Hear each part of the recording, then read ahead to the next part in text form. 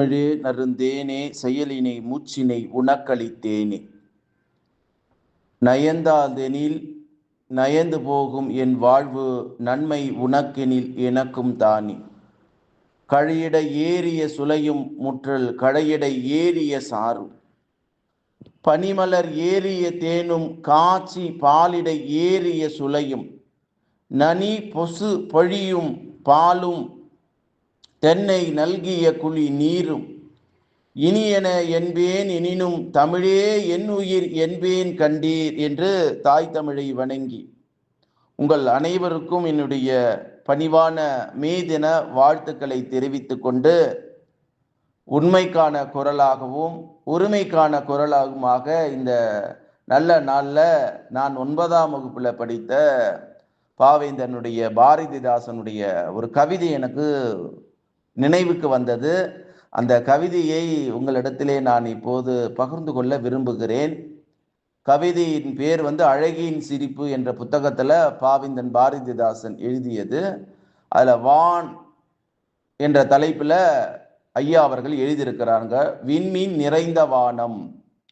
இந்த விண்மீன் நிறைந்த வானம் என்ற கவிதையில் அவர் சொல்லக்கூடிய ஒரு செய்தி, மண்மீதில் உழைப்பவரெல்லாம் வறியவரா, உரிமை கேட்டால் புன்மீதில் அம்பு பாய்ச்சும் புலையர் செல்வராம், இதை தன் கண்மீதில் பகலெல்லாம் கண்டு கண்ட அந்திக்கு பின் விண்மீனாய் கொப்பளித்த விரிவானம் பாராய் தம்பி என்று பாவேந்தன் பாரதிதாசன் சொல்லக்கூடிய செய்தி.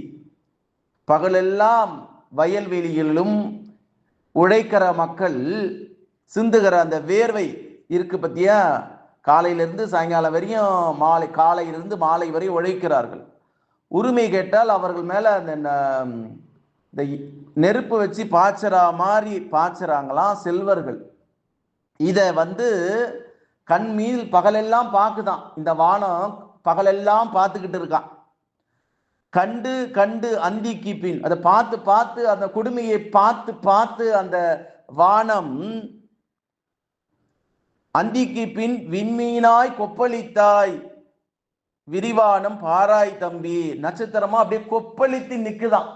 பகல்ல இந்த பணக்காரர்கள் ஏழைகளை சுருண்டி வஞ்சிக்கக்கூடிய அந்த திறனை பகலெல்லாம் பார்த்த அந்த பூமி தாய் வெடித்து நட்சத்திரங்களாக விரிவானமாக சிந்திருக்கிறார் என்ற செய்தியை சொல்லக்கூடிய ஒரு அற்புதமான கவிதை எனக்கு ஞாபகம் வந்தது. மே தினம் என்கின்றதால், உழைப்பாளர்களுடைய தினம் என்பதனால் எல்லா குரூப்லையும் இதை ஃபார்வர்ட் பண்ண முடியாது.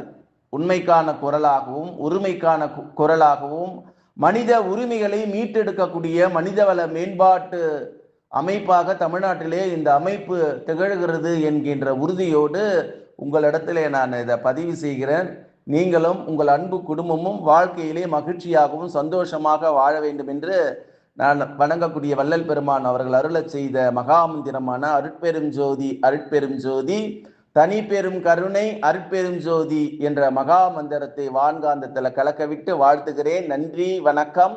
வாழ்க வளமுடன், வாழ்க வளமுடன், வாழ்க வளமுடன்.